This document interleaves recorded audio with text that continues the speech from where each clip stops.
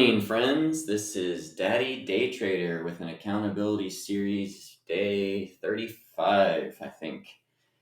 And got in the old trading station today at 4:50, I think. Came in with like nothing too crazy going on. And, the leading gapper was up like 40% or something. However, there was a couple that popped up during, pre-market. EVAX and SPRC were moving pretty good. And I was trying to basically buy dips on the bid, catching those as they were kind of flashing down, sort of like how I will buy at the ask and then it'll 1% click me out real easy with the stop loss. So I was trying to buy at the low so that my stop loss wouldn't, not that it would trigger pre-market, but at least I'd be getting in a little bit of a better price, not always just buying at the ask and then just having it immediately flush. So, and that was pretty successful. I got up to 350, I think. And then around 7 o'clock this morning, I was sort of trying to do the same thing, but the stocks had less volume than they had during the market open. So I kept getting super chopped, even though I was trying to buy as it was dipping down and buying on the bid as well. So, I lost $3, I think, of the profit I had. So that was up $1.50 after some other trades. And then I went and I've been keeping my eye on SMCI. It's just a crazy mover. It's $450 stock, and it's going up $40 a day or down $40 a day. So I had that on watch. So my last trade was basically buying 2 shares of that. And then as it went down to a resistance level, I bought 2 more shares.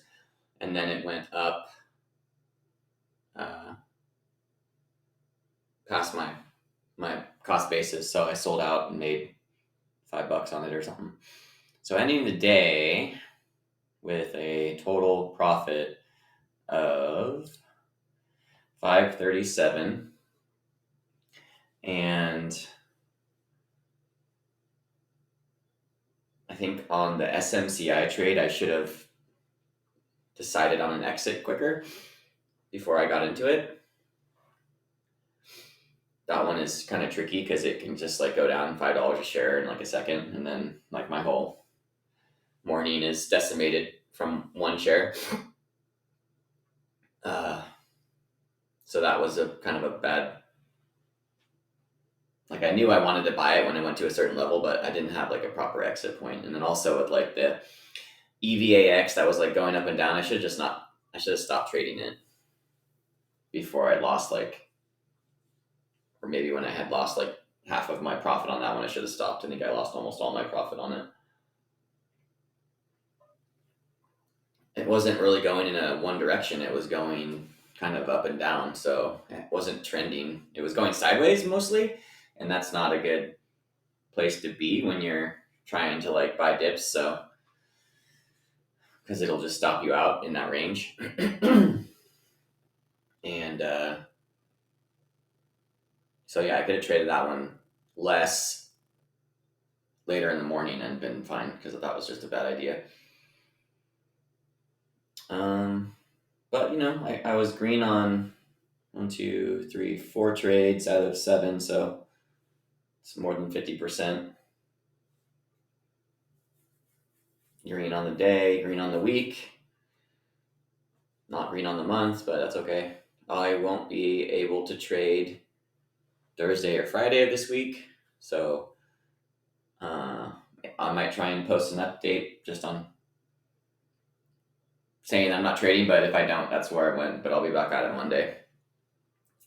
So what else do I want to talk about?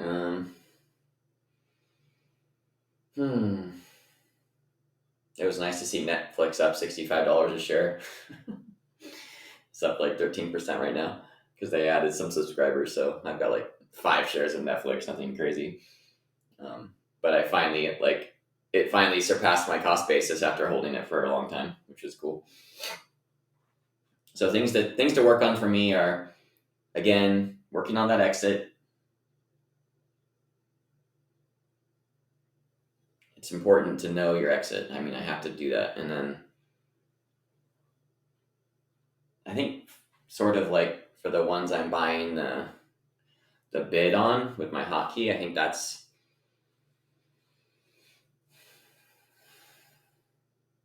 the 1% hotkey is okay.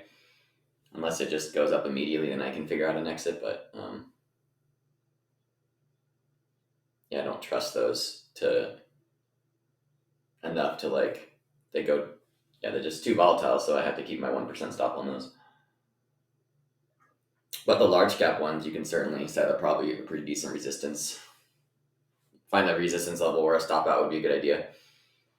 Like that SMCI stock I was mentioning is now, I think I sold it at 476. It's now at 481. So I had 4 shares. So I've lost like $20 right there just because I sold it as it was going above. But I don't know. I had a green day. I was like green 350. Then I went red $3, $4, $6 or something like that. And then I went up green $5. So I was like, I want to have a green day.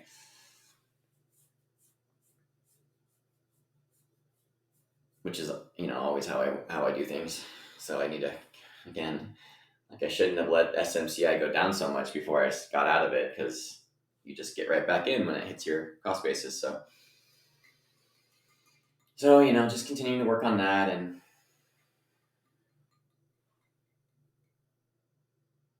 I think I feel like I got a little triggered on EVAX when it wouldn't give me like one good trade after like 5 or 6 tries. So luckily, eventually I stopped trading it just because I was basically, now I only have 6 cents profit on it from like 250, which is and I was only trading like 4 shares, or 2 shares actually. I was trading 2 shares. So I got up pretty good with just 2 shares and then was able to lose it all quickly with 2 shares as well. So got to know when to stop. But hey, maybe I would have stopped at 350 and then not traded anymore. And instead of being up 350, I'm up $5.37. So that's not a really good answer, but I just need to be more careful when I'm doing my dips. That it's like my dip bid purchases, that it's a real actual dip, not like a continuous red line down. Because dip should be like a proper dip should be like really extreme and immediate, not like so. But I've always liked buying on the bid. I know it's kind of like tricky because sometimes when you're buying on the bid, it's your order's sitting there and then it's going to flash down by as it crashes. So I mean, it has to be like a strong stock with volume that's kind of like fluctuating for it to work. And certainly today I got caught in quite a few flashes down that stopped me out. So it would buy it, flash down, stop me out instead of buying the bid and then it kind of being able to sell at the ask. That happened quite a bit today until about 7 a.m. when it started to not happen anymore. So I think next time too, I should look at like, okay, what's my profit on the stock? Okay, I've lost half of my profit. I should nix it, stop trading it, wait for a new setup. So, well, hope you guys have a great rest of the trading week. I will, like I said, not be trading Thursday, Friday. Maybe I'll do a short or two just to check in and be back at it Monday.